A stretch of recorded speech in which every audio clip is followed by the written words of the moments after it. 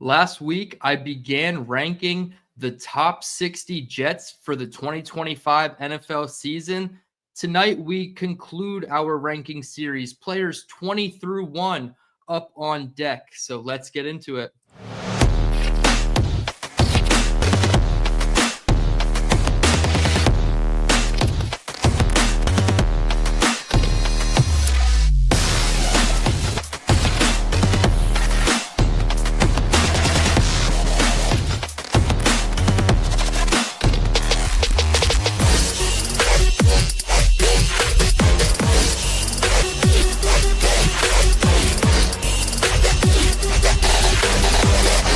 We want you to bring that here, all right? Go out there and press them and choke them out.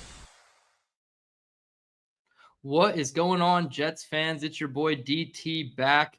Second live show of the week on the channel. Last night we had Buffalo Jet fan doing the alternate streams on our Monday night shenanigans. So go back and check that out after this stream. Tonight we're going to be ranking the top 20 Jets of the 2025 season. Last week, if you weren't here, I did players 60 through 21. So tonight we're going to conclude the ranking series. Basically, the summer ranking series ends today, right? I think I've already done the offense and defense and special teams. I've stacked them up against the AFC East opponents and went through every position that way. So now it's just time to find out who the top 20 Jets are for this season, at least in my opinion. Quick shout out to everybody in the chat. I know I was a little bit late. Jake and I went on for a little over 2 hours. We were anticipating more of like an hour and a half, hour and 40, but you know how it goes on Jake's show when there's callers. We certainly have to get to them. So a little bit late. I know the stream said 7 o'clock. My plan was always 7:20, 7:30. I'm not sure why I set it for 7 o'clock, but Bill M, shout out to you in the chat. Chris B, always great to have you and your optimism in the chat as well. I also saw JT with the chat. Boomtown, I appreciate you. Connor Long, I'm not slacking. I'm just not good at the tech stuff. I'm going to have to hire a 13-year-old kid to come do it for me. So shout out to you, Connor. Shout out to Kevin Wesky in the chat. Appreciate you as well. So basically, we'll get into it right here. I have up the 20th through first ranked players, but first I do want to show the players who are ranked 40 through 21. Here we go. I have the right graphic up now. 40 through 21. I just wanted to breeze through it real quick, kind of give you my thoughts. I'll go 25 to 21 just to show you the bubble players. Alan Lazard, who got some praise from head coach Aaron Glenn today.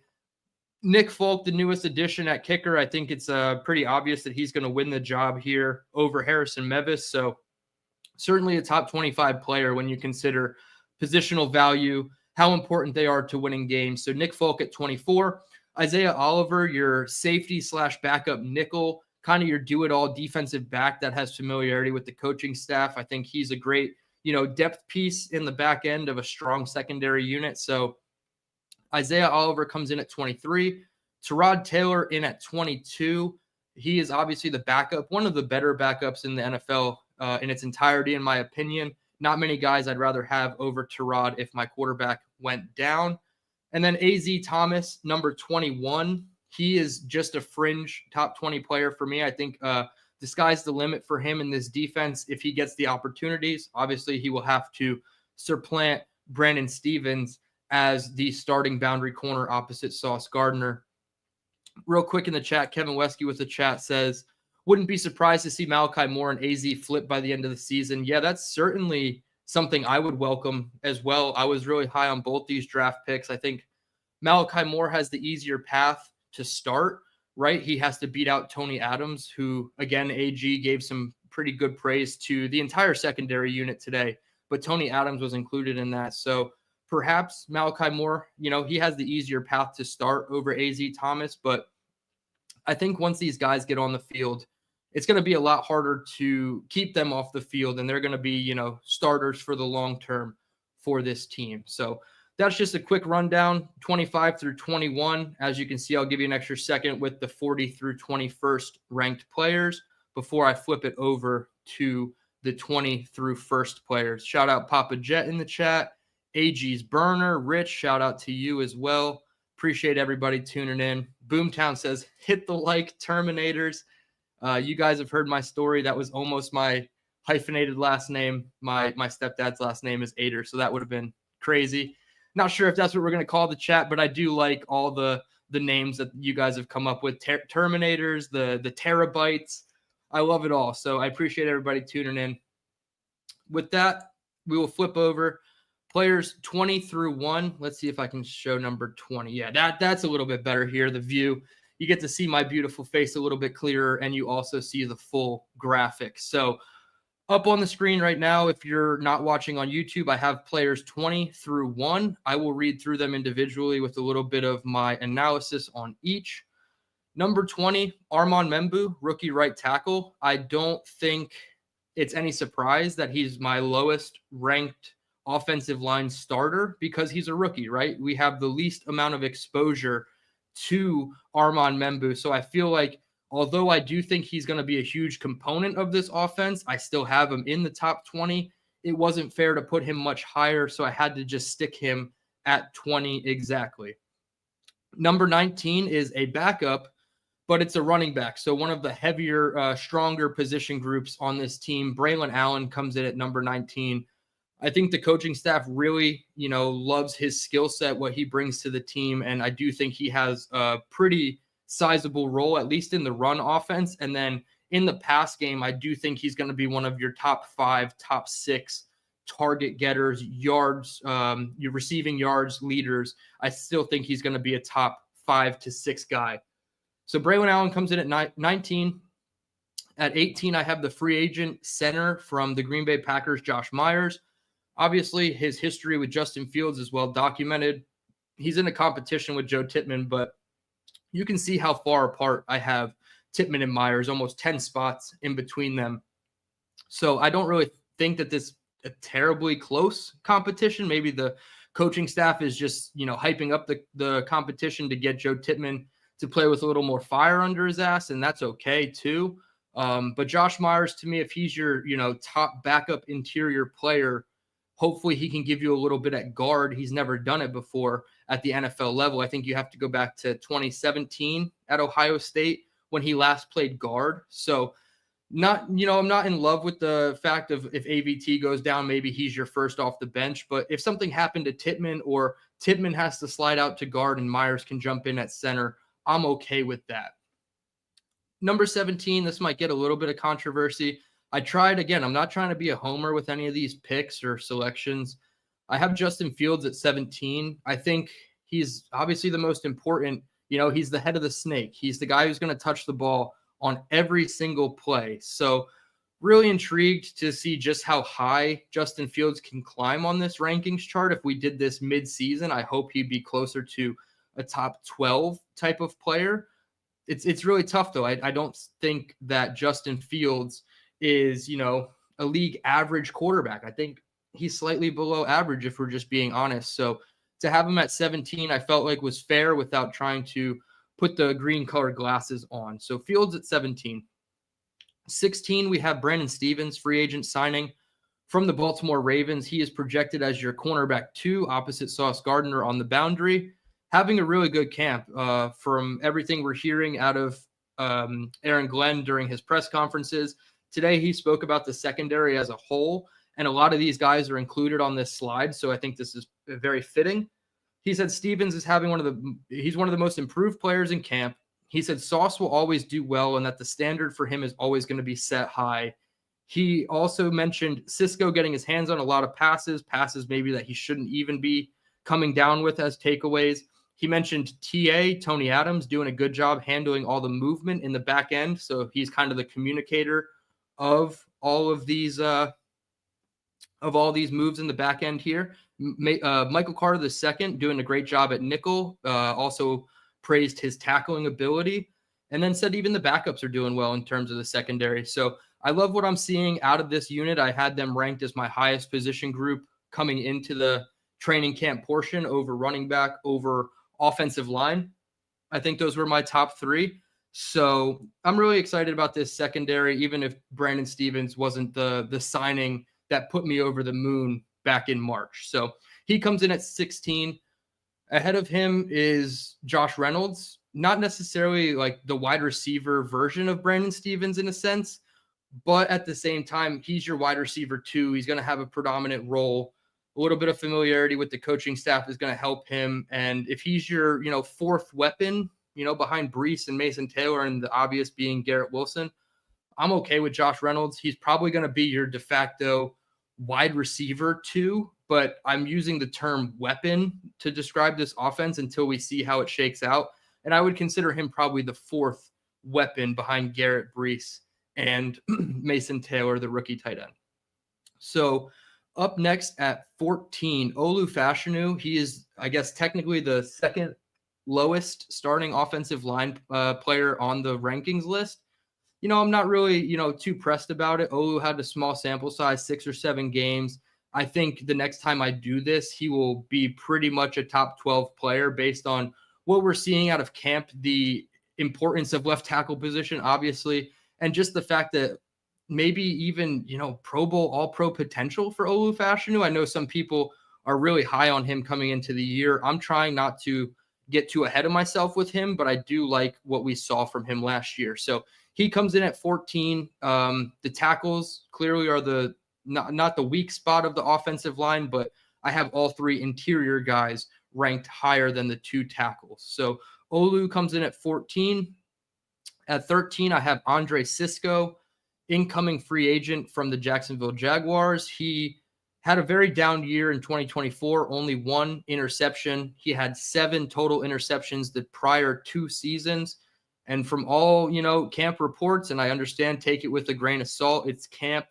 If we're not going to kill the offense for being bad, we can't really, bolster up the defense and praise them for being good against this bad offense. But Andre Cisco has had at least 3, if not more, interceptions during camp so far, and we're only 10 or 11 practices in. So Andre Cisco is making a huge impact on the back end of this defense, and I do think he is a top 14, top 15 player pretty easily on this roster. Number 12, back to the offensive line. John Simpson comes in at number 12. It was hard to distinguish the interior guys. So as you can see, they're all clumped together. Simpson at 12, AVT at 11, and Joe Tippmann as the final spot in the top 10. You can kind of interchange them. If you want to say AVT is better than Tippmann, that's fine. If you even want to say John Simpson's better than AVT, that's fine. I'm not worried about the order of these 3 guys, but I think this cluster of rankings, 10 through 12, is accurate. These guys are all fringe top 10 players on this roster, and I think the offense as a whole, as a collective, will prove to be, top half of the league, if not even closer to top 10 when it's all said and done this season. So I again, we can argue, nitpicking hairs over Tippmann, AVT, and Simpson, but these are the guys I think are all fringe top 10. Moving into the top 10, number 9, ironically, also his jersey number, Will McDonald IV. I have him at number 9. I loved the 10.5 sack season from him last year. I didn't like the fact that 2.5 sacks came in the final 10 games. So I want to see him get off to a hot start, but also finish hot as well. He kind of fizzled out a little bit last year when he was asked to take on a bigger role. I remember he had 5 sacks coming out of week 3. He had 3 against Will Levis and the Titans, and then he had 2 against the Patriots, who started Jacoby Brissett. And did we see a little bit of Drake May that first game? I don't think so, but we did see Jacoby Brissett as the primary starting quarterback for the Patriots. So 5 sacks for McDonald in the first 3 games, and then it kind of fizzled out from there. He ended with 10.5. I hope he's more of a 12-plus sack guy this year, closer to almost 1 sack a game. Obviously, some people think he can go for 15-plus sacks. I'm not quite there yet, but I do think Will McDonald will solidify himself as a key defensive player coming out of the 2025 season. So he's at number 9. Jamien Sherwood at number 8, the linebacker who got the 3-year, $45 million extension from AG and Darren Muji without having them see him in their scheme, in their system during camp. So really intrigued about Jamien Sherwood here. Obviously, the linebacker group as a whole because I haven't talked about his running mate yet. So I feel pretty good about the linebacker group. Obviously, there's, some deficiencies at depth and linebacker 3 if it's Marcelino McCreary-Ball or Jamin Davis. But I think your top 2 guys who are going to be the primary guys in your 4-2-5, which I assume is going to be their, most preferred formation. I think Jamien Sherwood's going to do a great job as, kind of the communicator of the second level of the defense. AG keeps calling him the glue. So I love everything that's come out so far about Jamien Sherwood. Number 7, and I understand if people want to put him a little lower because of the Achilles injury, but Jermaine Johnson to me is a fringe top 5 player on this team, especially when he's fully healthy. I think what he gives you in the run game, obviously, is a plus at the edge position. He can set the edge really well on first and second down. And he's, Josh Allen's worst nightmare, even since, the days when Jermaine Johnson was still number 52 before he changed his number to 11. So Jermaine Johnson to me is really intriguing. How quickly is he back to 100%? When do they clear him? How quickly after they clear him is he back up and ramped up into, starter level type reps? I still think it's going to be about a month and a half till we see Jermaine as the, leading edge rep getter for the Jets defense, but fringe top 5 nonetheless for Jermaine Johnson. Coming in at number 6, Breece Hall. Again, I'm really excited about this running back room. They're going to put an emphasis on running the ball. So Breece Hall to me is probably your 65, maybe at worst 60% of the snaps guy. I still think he's going to be the bell cow. The majority of the committee work is going to go to him. And then you sprinkle in Braylon Allen and Isaiah Davis, who are great in their own respects. Obviously, Braylon, a top 20 guy, as you see. But Breece, to me, number 6, I feel like that's fair. Even coming off the down year, it's still pretty, accurate for where I think Breece Hall is and where I think he can be the next time we look at these stats, maybe halfway through the season or at the end of the 2025 season. So that brings us to the top 5. And as you can see, my top 5, they have the light blue color. And when I did my ranking series a couple weeks back, light blue basically means I think you have Pro Bowl or All Pro potential. Green was your mostly good. You need a little bit more. I don't even want to say consistency because most of these guys have shown consistency, but there's just something missing that made me say you guys are mostly good. And that's why they get the green category. So light blue, your quote unquote blue chippers is kind of how I thought of this when I was, color coordinating. These are the guys that I think are going to be the backbone of your team, all pro to Pro Bowl caliber players this season with the new regime. Number 5, Quincy Williams, mentioned a little bit with Jamien Sherwood. I love the duo at the top of the linebacker room.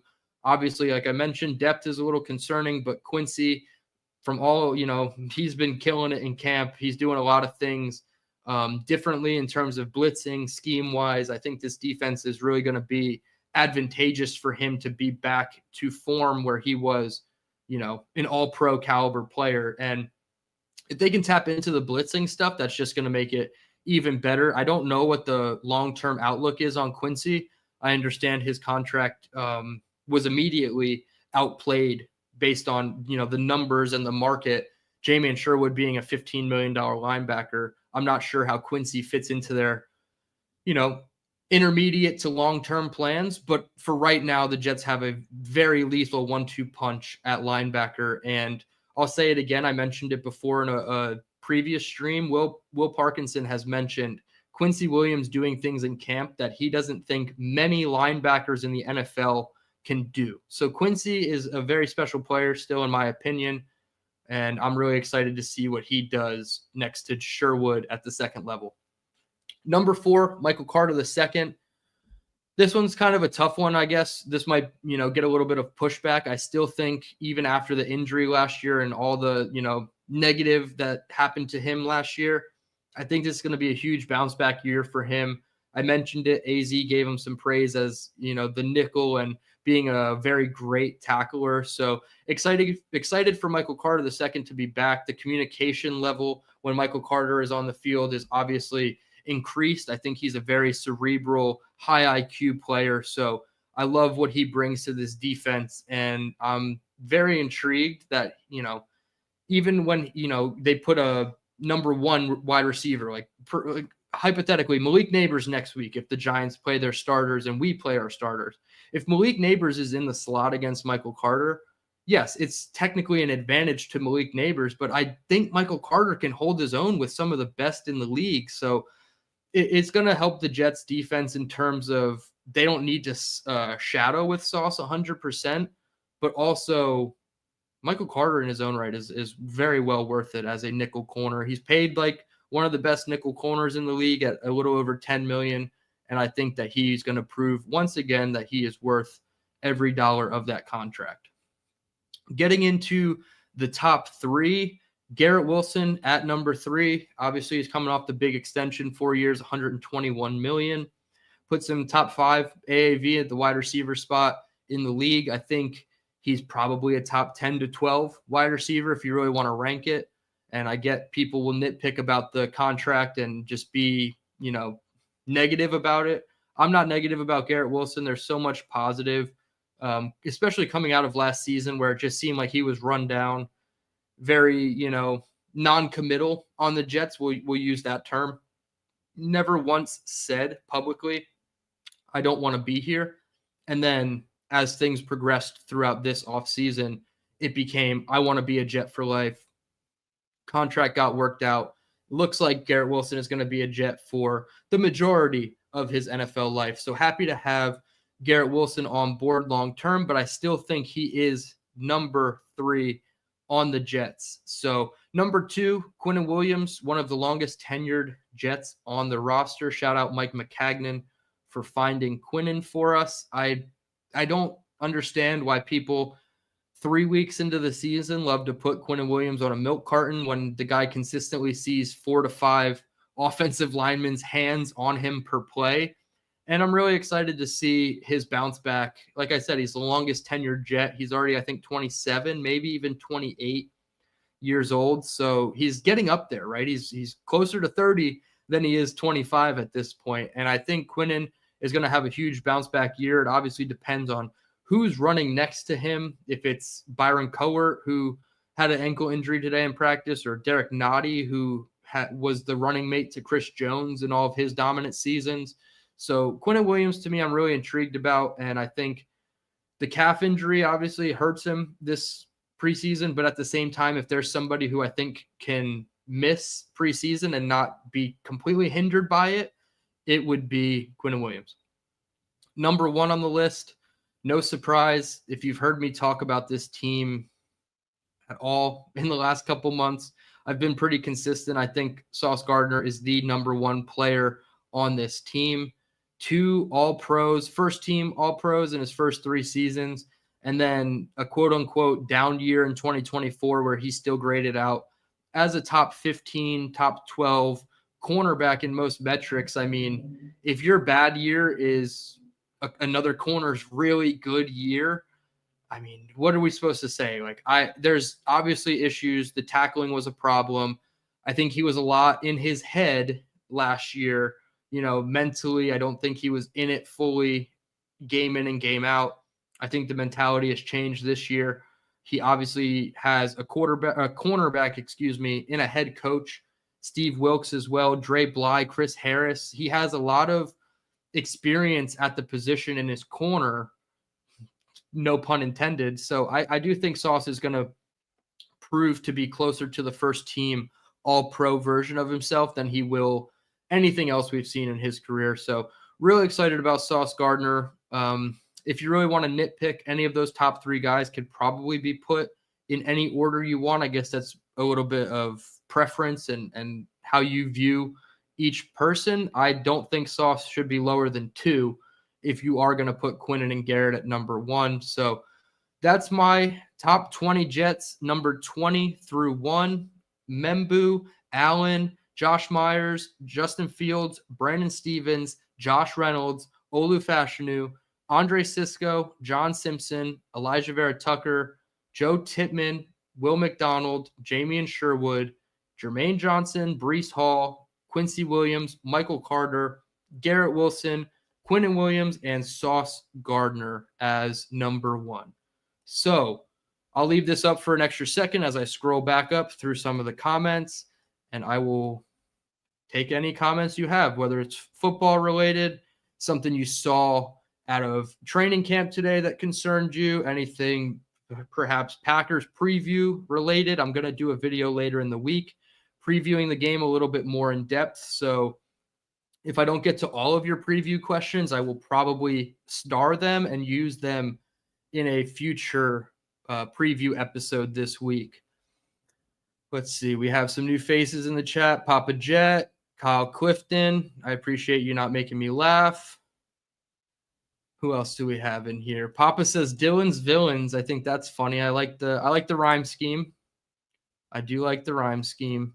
Alan in the chat. What's up with you, Alan? He said there are actually 20 people on the list. I'm not sure. Does that mean my other lists didn't have 20 people, or are you just saying that I know how to count to 20, Alan? Either way, thank you for being here. I appreciate you tuning in. Let's see.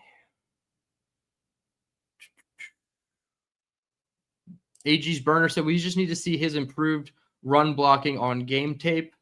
I'm not sure who you were talking about here, but it's right after a comment about Josh Reynolds. So I think you mean Olu-Fashanu.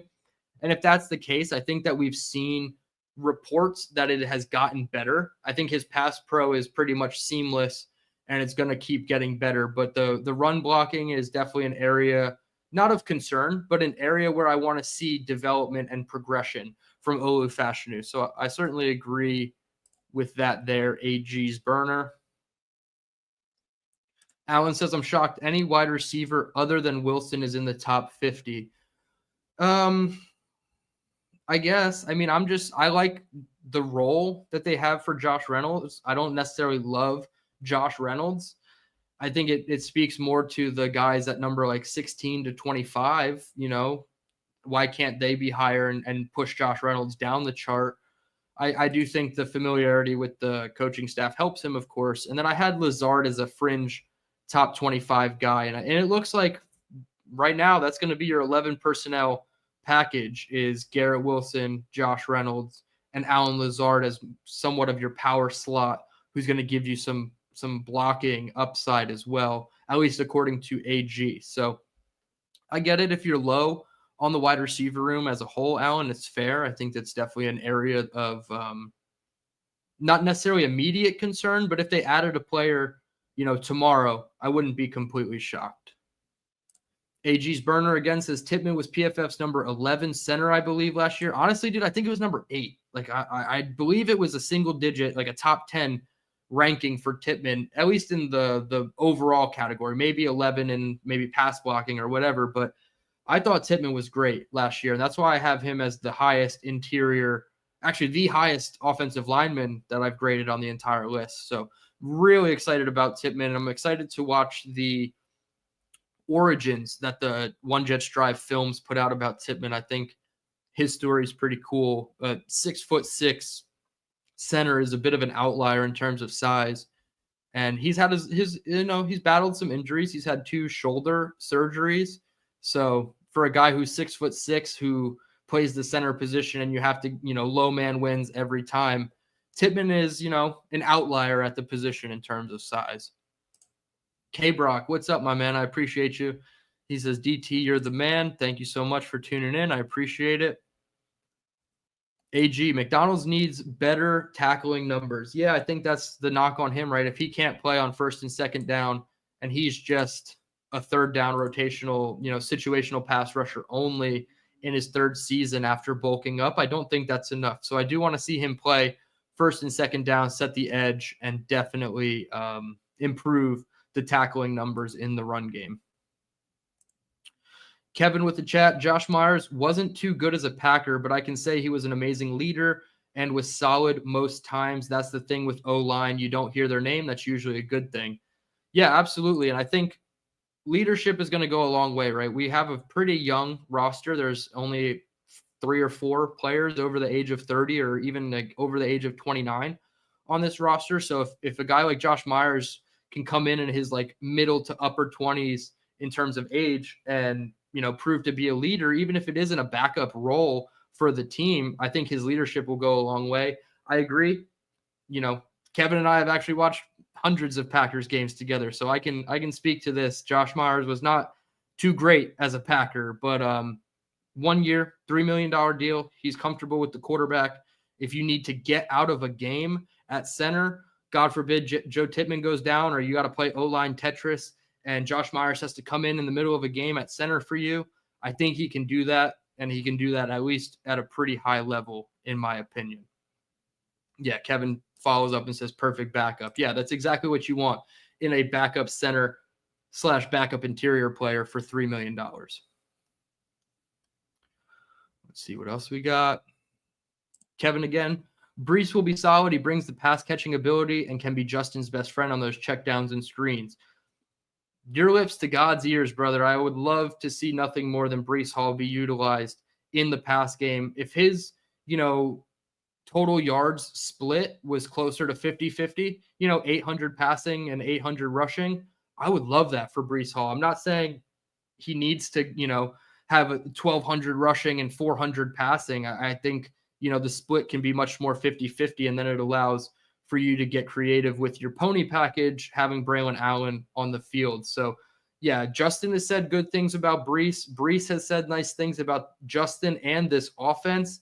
They even went back and forth a little bit on Twitter, joking about the RPO mesh point and how Justin's going to keep it every time, and Brees just wants the handoff every time. So these guys are hungry for the football, and the backfield should look very good and very threatening to opposing defenses.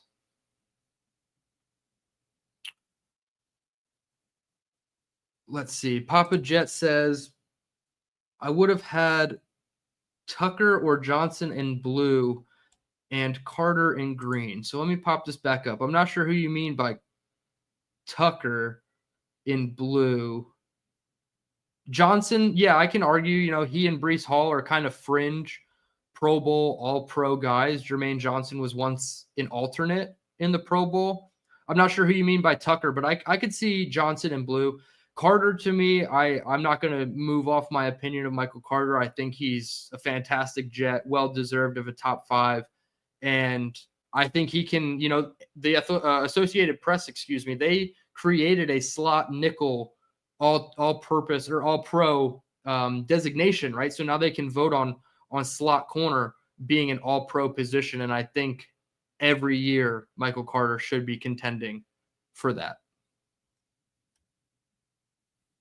Kevin says most teams run in nickel the majority of the time anyway. Absolutely. It's like 11 personnel, right? Every time the offense comes out in 11, the defense should be in some kind of nickel. AG says, Big Q is a force. He affects the run and the pass. Absolutely. There's several times where Quinnen blows up the guard or the center combo block and, gets in there and creates havoc in the backfield, forcing the running back to pick a new lane, and then somebody else tackles him. So even though it goes down as a Jermaine Johnson tackle, it's all started by the disruption by Quinnen Williams, and we know what he can do in the pass game. He spoke about wanting to be better against the run as one of his personal goals, but also a goal that will help the team. In terms of pass rush, man, Quinnen is special. It's funny to watch. You go back and watch some film and you see Javon Kinlaw, Michael Clemens, and, Will McDonald, and then Quinnen as the fourth rusher. All three of those guys end up on their ass, and Quinnen's just holding strong at the point of attack, trying to win his battle. So I love what Big Q brings to the table. And if you wanted to put him one over Sauce, which I think this next comment says to me he's our number one defender, yeah, that's fine. I'm cool with it. Quinnen has proven to me that he's well-deserved of many, many praises and the accolades that come with it. Bill M says, Keenan Allen back with the Chargers. Yeah, it seemed like as of like a couple months ago, maybe like a couple weeks ago even, Keenan Allen was looking to go back on the West Coast, a warm weather state. The reunion with the Chargers kind of always made sense, and then Mike Williams retired. It would have been funny if the Chargers moved on from Keenan Allen and Mike Williams for the likes of Quentin Johnston, and then ended up with Keenan Allen and Mike Williams starting over Quentin Johnston a couple years later anyway. So definitely, I didn't think the Jets were going to be true contenders for Keenan Allen services, although if they did bring him in, I wouldn't have hated the move. I probably would have, nitpicked the price a little bit, but Keenan Allen back to the Chargers always made sense. Jersey Jet, good to have you in here. Sorry you can't participate in the chat, but I see you and I appreciate you, brother. AG, have they selected any team captains yet? No, they haven't. I'm sure they'll wait, up until, probably the week before week 1. So that bye week of the preseason where they get to cut down from 90 to 53-man rosters.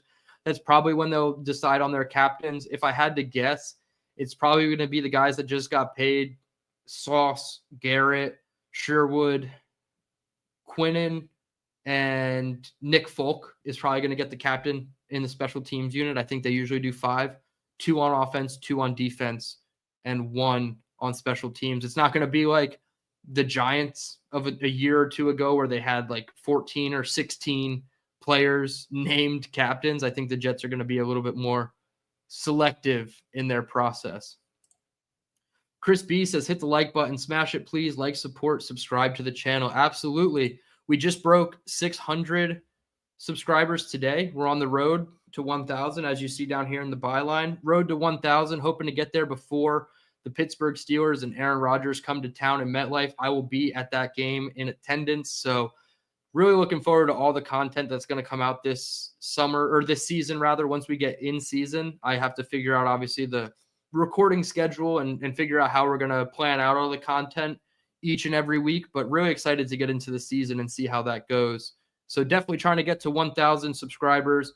We are closing in on the 3,000 public watch hours that we need on YouTube to allow for memberships, which will be exclusive videos, exclusive film breakdowns, super chats, which will allow you guys to just have your comments read even faster in the chat with super chats, become part of the community that way. And then the potential for a merch store. I have DTereman DT t-shirts that I just put in an order of 10 with my guy. I'm hoping to get those in the next, hopefully a week or two.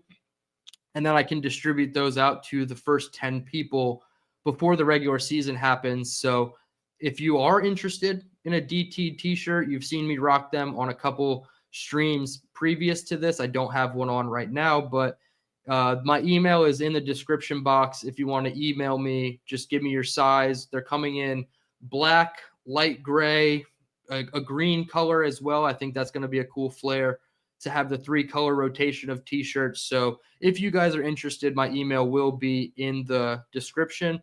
Trying to keep them, relatively cheap. I'm looking at, I think, $20 for the shirt, $4.99 flat rate for shipping. If it's a little bit extra, I'll eat the cost. I don't want to say, oh, it's $24 for you, but then, $29 to ship it all the way out this way. We're just going to do $4.99 flat rate shipping.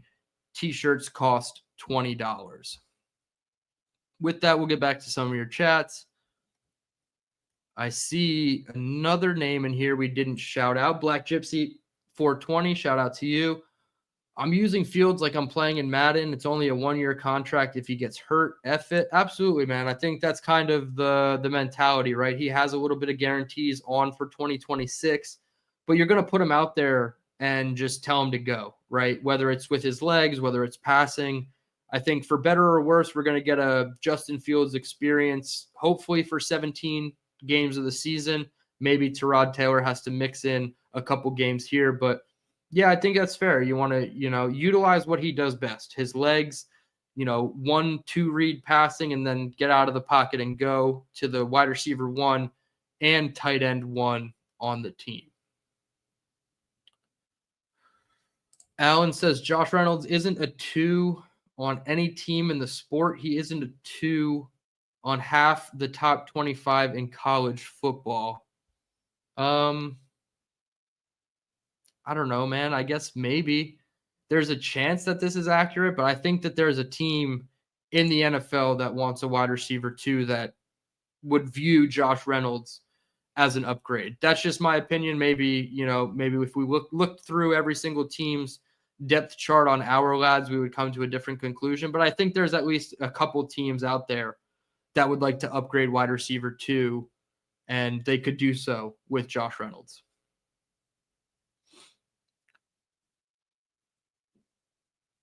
Yep, Kyle Clifton, road to 1K subs. I hope you escaped that fly that was trying to get you on Jake's show as well. And shout out to AG's burner, because at the same exact second in Jake's chat, we both called you Flyle Clifton, and I felt like it was some of my best work.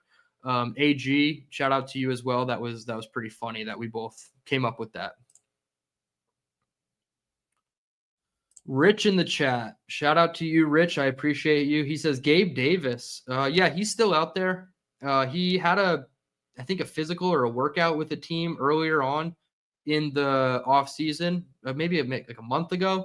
Not quite sure whatever came of that. He obviously wasn't signed by the team that worked him out. I'm blanking on even what team that was, but he's been out there for a while. I think he's 28, maybe 29 years old. So he's not quite over that 30-year-old threshold. Could we view him as an upgrade over Josh Reynolds? Perhaps. I don't think the coaching staff does, or else they would have made the move. So I think there's just a big disconnect on what the coaching staff thinks of Josh Reynolds and what we as fans think of Josh Reynolds. And again, I don't care if I'm right. And I just care if the Jets and AG and Darren Muji are right about the guys that we disagree on. So that's definitely one. I don't know if I love Gabe Davis either, but I could see how that's probably a slight upgrade.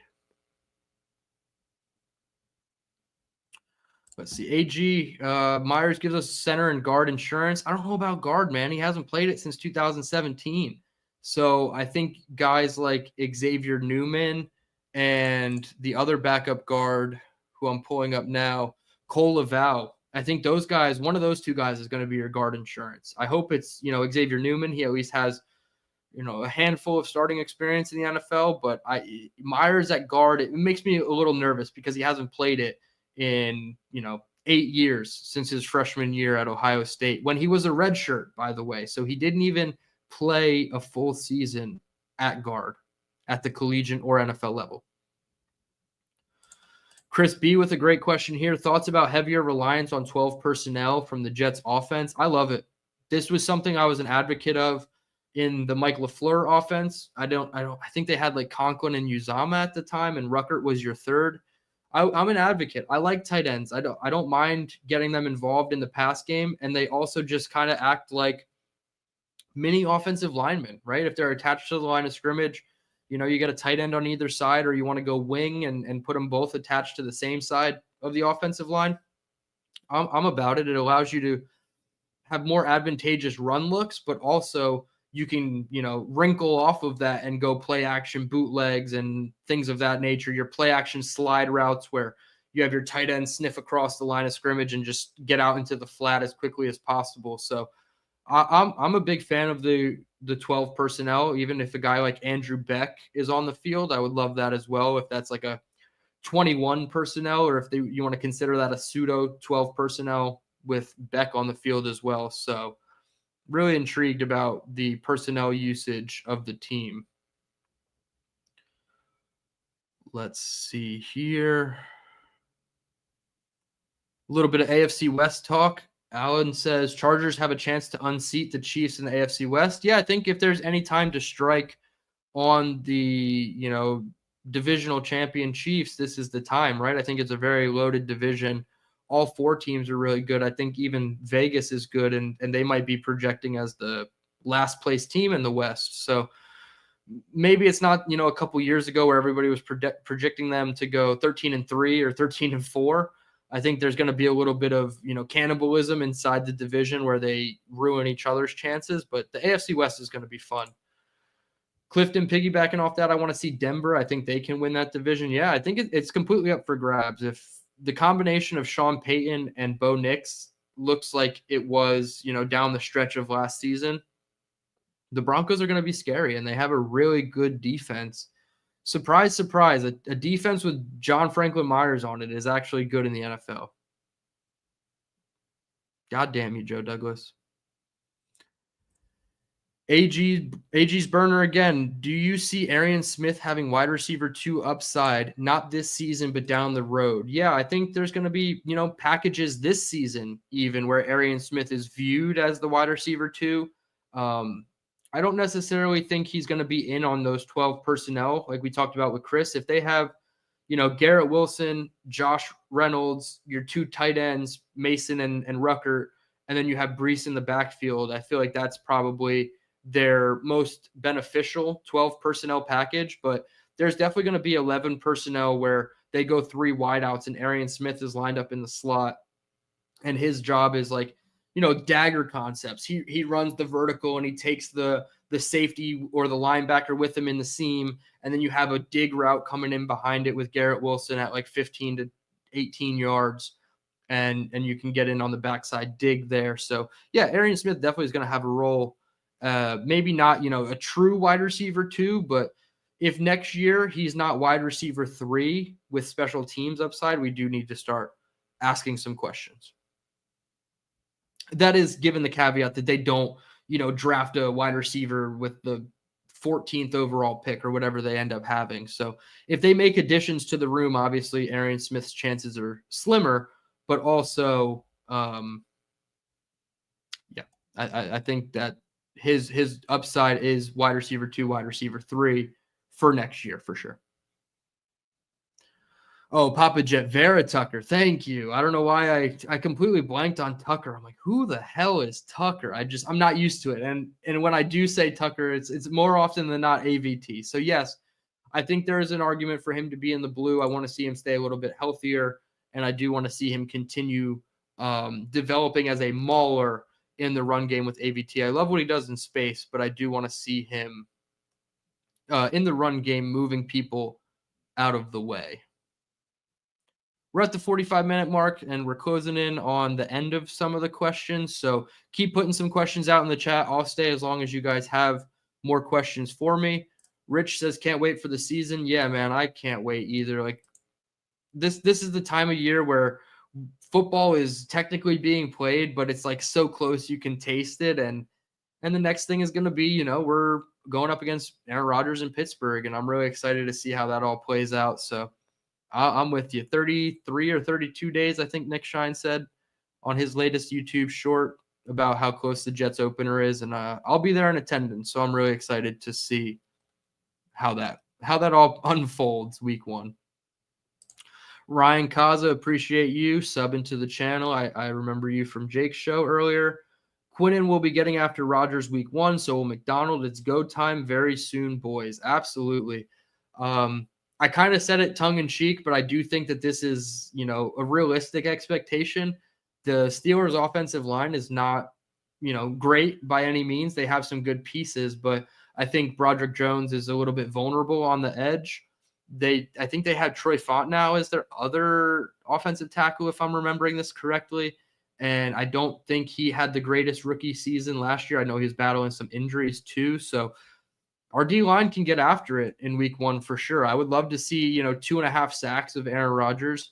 Make it miserable for him, right? Like, don't injure the guy. I never root for injuries, but make it miserable for Rodgers where, like, he contemplates if he wants to finish out the season or hang it up and go hang out with his new wife. Let's see what else we got. Yeah, Alan, this is, kind of valid. Quinnen should be pissed having to play next to bums year after year. I think ever since John Franklin Myers left the division, they haven't really supplemented the position well. And, we had guys like Al Woods, Lecky Fotu, Quentin Jefferson was okay for, his little bit of time here. It hasn't been great. And I agree. You do want a good second defensive interior player next to him. And that's just going to make him go back to the 12, 13 sack guy that he was a couple years ago.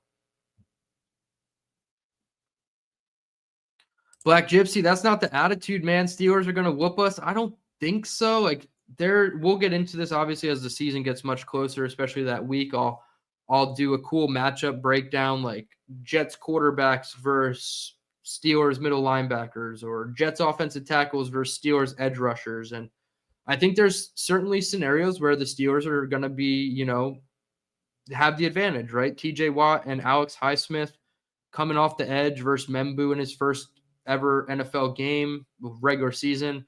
And then Olu Fashanu at left tackle. Like, those are your least experienced offensive linemen. So that's an area where I think the Jets are at a disadvantage. But on the flip side, Will McDonald and even not 100% Jermaine Johnson and Quinnen Williams, that's a huge advantage, in my opinion, over the Steelers' offensive line. So it's kind of a tit for tat.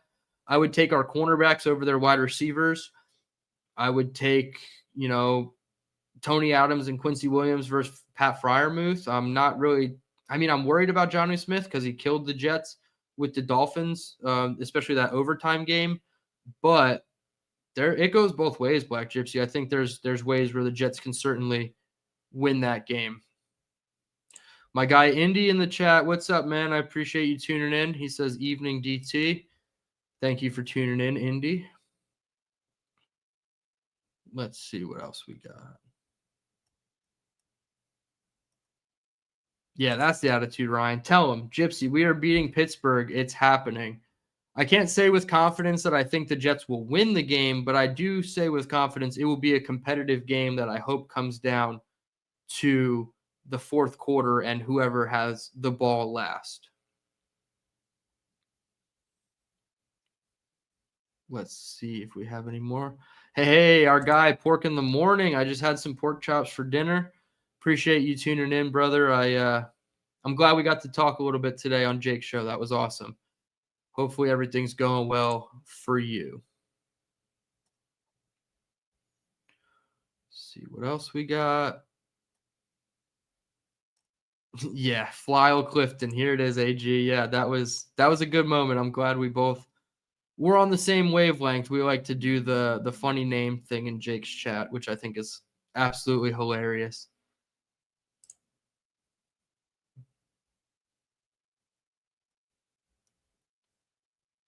Let's see. Yo, Holmes, my guy. He says, who doesn't like tight ends? I see what you did there, my brother. Big fan of tight ends.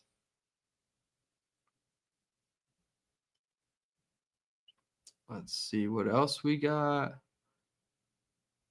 lot of you guys just intercommunicating in the chat. Not so many questions here. Trying to sift through them. Pork says, we haven't seen a coach like Glenn in many years. It's a great change. Yeah, when I started watching this team, pretty consistently, I was born in 95, so I'd say like 2000, 2001. So I guess that's probably what the end of the Parcells era, entering the Herman Edwards era, right? I feel like Herm Edwards was the early 2000s head coach. So, I loved Herm Edwards. I loved what he brought to the table. Maybe it's just that former player background in him and AG that I kind of, gravitate to. And maybe that's why I wanted Mike Vrabel as well. But yeah, I think AG is definitely going to give us something that we haven't seen, at least with the last regime, or Adam Gase for sure. Let's see what else. Pork in the Morning. Would I trade Jermaine Johnson and a few picks for Micah Parsons? Yeah, unfortunately I would. Micah Parsons is one of the best defensive players in the entire league. So if you had a chance to get him, I would definitely entertain the opportunity. I don't think the Jets are likely to do it. But yeah, if it took like Jermaine Johnson, a first, a third, and a fifth, and you get Micah Parsons and a day 3 pick back, yeah, I'm 100% on board with that. Micah Parsons is great, and the thought of having him next to Will McDonald would be, fantastic. But I do love Jermaine Johnson, and I'm not saying, yeah, just get rid of Jermaine Johnson for nothing. Obviously, you're getting a very good player back in Micah. So, yes, I would do this.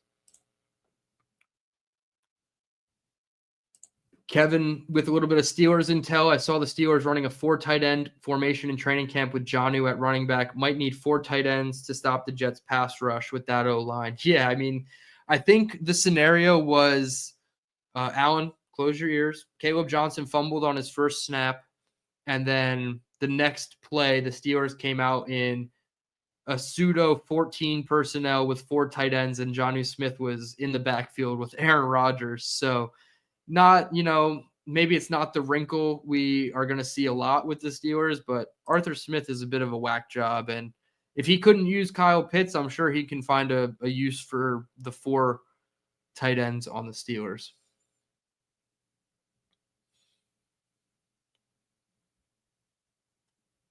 Pork in the Morning, Al Goro. Yeah, I think that was like right before me. That was like 99 or 2000, right? So I was like 4 or 5 years old. So I wasn't like fully remembering Jets football at that time. Chris B, thoughts on Tanner Engstrand using gun, split, offset, open run formation plays, multiple running backs on plays, orbit motion, RPO, pass game. Yeah, I mean, all of these things, right? RPO, you get Brees and Braylon in the backfield, split out either side of Justin Fields. You kind of run that swing motion with Braylon Allen or really Brees Hall, and you can do the inside handoffs to the other running back or have the RPO option. I think a lot of that is going to come into play for the Jets. I think Tanner Engstrand is going to create a really, I don't want to say complex offense, but I do think he's really going to scheme guys open at a clip we haven't seen since like Mike LaFleur. And I understand Mike LaFleur had his shortcomings. He was given a terrible quarterback, pretty bad offensive line, and not a ton of great weapons, but he made the most out of them, in my opinion. And I think Engstrand is going to trend more toward Mike LaFleur than Nate Hackett. Alan says, Dylan, why in the world would DC's not stack the box against this anemic passing offense and dare a bottom tier passer to beat them? That's probably what we're going to see in the beginning portions of the season, Alan. I agree. It's kind of like when Zach Wilson was playing quarterback. Teams knew that they could load up the box and stop Brees Hall and force Zach Wilson to pass it. I will say the impact of Garrett Wilson, if they are going to do that, can Fields read man-to-man coverage quick enough and get the ball out? He's shown during camp he can do that. Consistently, though, no, he has not shown that. So, yeah, I think DC's at first, they're going to load the box, try to play against the run, force the Jets to pass it, and prove to everybody that you got to, sometimes you got to come out in two high shells and you got to play against the pass. So it's all about keeping defenses honest. And I think once Fields understands the offense fully and Engstrand is like in his bag, I think that's going to help. But yeah, that's definitely what I think the early defensive looks are going to look like. Another one from Chris. Thoughts on zone reads and mesh concepts? I love all those. Zone reads are going to be great with the quarterback, like I just said, using Justin Fields. As a runner is going to be beneficial. Mesh concepts are great against man coverage. You get a guy like Brees Hall running a wheel route out of the backfield. You got two crossers coming across, running away from man coverage. You got your hook sit or your basic across the middle with your tight ends usually. So, yeah, I'm a big fan of the mesh concept. And if they're going to show us man looks, why not? Why not take advantage? I think in the short to intermediate is where Fields thrives. I know he is a good deep ball passer. The consistency is not always there, but yeah, I'm definitely intrigued to see just which concepts Engstrand cooks up for this offense. Yeah, Alan, I'm just using the question as it was proposed to me. I do think they would ask for a lot more in terms of a player like McDonald or Fashanu. But yeah, that was just the question as it was proposed with Jermaine and some picks. I do think it would take a lot more, and probably McDonald for Parsons being a skill set kind of one-to-one comparison there.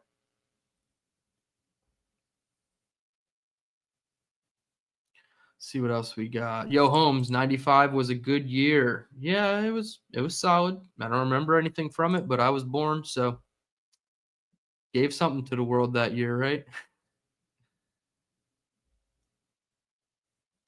Yeah, when I was just busting your balls about Caleb Johnson, he's definitely a work in progress. All rookie running backs, they're a work in progress, but they always all have the ability to pop and come out of nowhere. And I think after week one, if Caleb Johnson decided to pop off on the league, I wouldn't be surprised.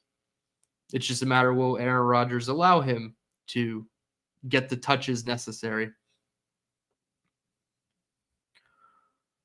All right, we're closing in on the hour mark. I'm almost at the bottom of these comments. I truly appreciate everybody's engagement.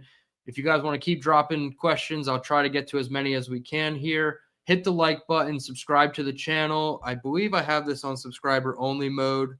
So you guys have to subscribe if you want to chat and become a part of the community. But it's a great community. You guys are A1 since day one. I've said that numerous times, and I appreciate all of you guys for tuning in.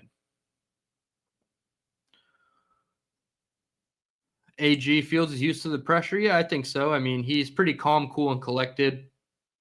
He was under the bright lights at Ohio State, a first-round draft pick to a franchise that was just as snake-bitten as the Jets are at quarterback. So he's definitely used to the pressure. I don't know. I don't see him being the type to crumble under pressure. And I think Zach Wilson specifically crumbled under pressure many, many times. Chris, this is the question I've been asking. Can Fields adapt and beat the blitz? Thoughts about Fields holding onto the ball, decision-making process. It's kind of plagued him his whole career. He has one of the slowest time to throw metrics on PFF and next gen stats. But if you look at the league as a whole, running quarterbacks have a longer time to throw because they are trying to scramble out of the pocket, improvise, make plays with their legs, but also keep their eyes downfield for any potential throws that come open.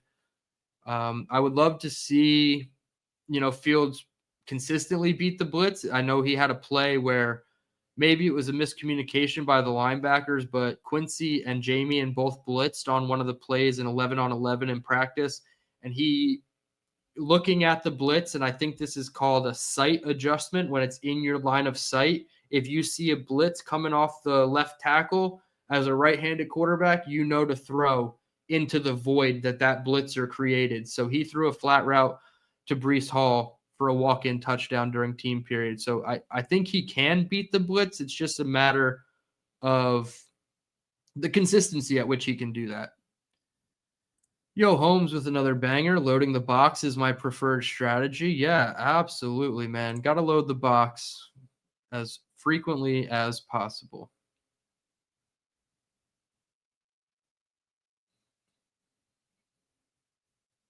AG's burner. Yeah, I think we're going to see some hook and lateral type concepts with the Jets. Like Mason Taylor runs a little hitch route over the middle, and then you have like a shallow crosser come underneath it, and he flips it out to the shallow crosser, and they, get a little bit more yak out of the play. I do think Engstrand is going to take some of those wrinkles he learned from Ben Johnson and his time in Detroit. So, yeah, I'm excited for the creatives.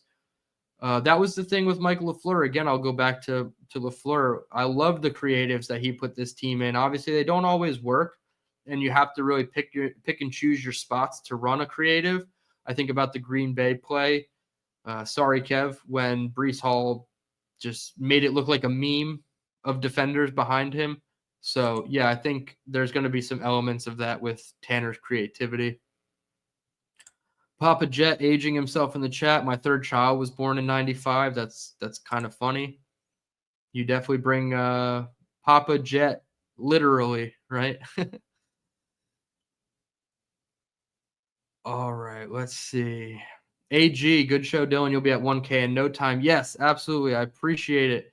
I'm trying very hard. I'm trying to put out as much content for you guys as possible, but I'm not trying to oversaturate the channel with, talking points that I don't feel like need to be addressed, right? I feel like I'm going to come on here with a topic in mind, and I feel like it's going to be a pretty valid topic. I'm not just going to talk about something that a random casual on Twitter was suggesting. Obviously, I do take suggestions and I do listen to all the feedback, and I try to incorporate that into my next show to be better for everybody. But I try not to give like just fluff content pieces just for the sake of content. Maybe things don't resonate as well as other concepts will that I put out in a short or long form version, but I appreciate that, AG. And the road to 1K, we are here. We're 600 and I think 11 or 610 subscribers, so we're getting there for sure.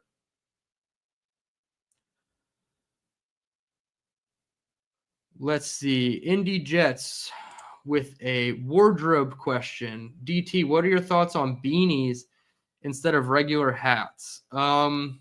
Well, being a New Jersey kid, I always had a beanie growing up. You got to protect your ears in those cold months, November through February in New Jersey. I don't know. I've kind of gotten into regular hats now.